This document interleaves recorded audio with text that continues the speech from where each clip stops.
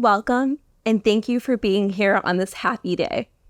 We are here not to witness the beginning of Eric and Jenny's relationship, but to recognize and celebrate the lasting bond of love and mutual support they have cultivated. It's a bond that began more than 5 years ago, before they even met. Days of a brand new start came in perfect time and measure. Grace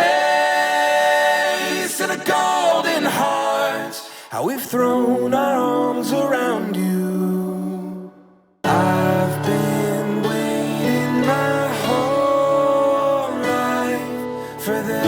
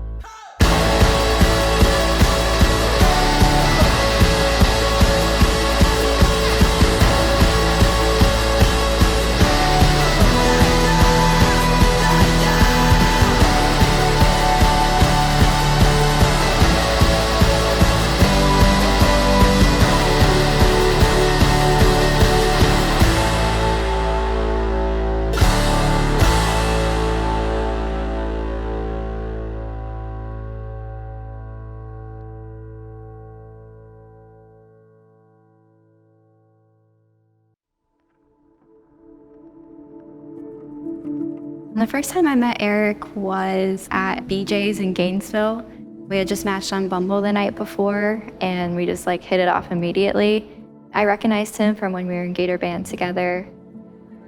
Jenny's mom saw Eric, being Eric, with the tubas at a Gator game and pointed him out to Jenny. They didn't meet until 2 years later when an algorithm proved Miss Logar right. We had never met when we were in band, but he had band pictures in his profile.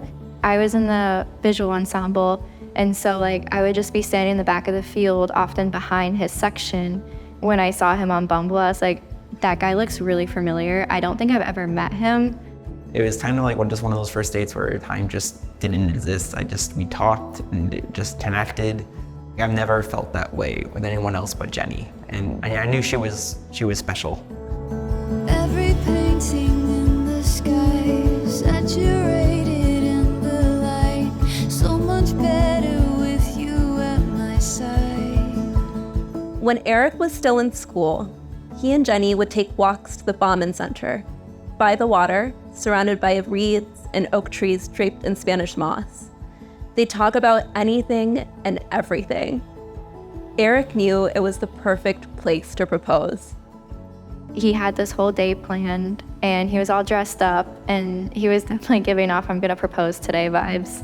Had a few suspicious phone calls that he had to walk away for. There's a ring box in his pocket that I could see. And then he took me to Lake Alice, and he beelined, pulling me towards this one spot, a bridge overlooking the water.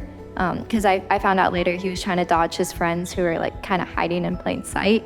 They were just hiding in hammocks and just hiding behind iPads and other things. And so they actually captured the moment. I knew it was coming the whole day, but it still felt really good when he did it, and very special.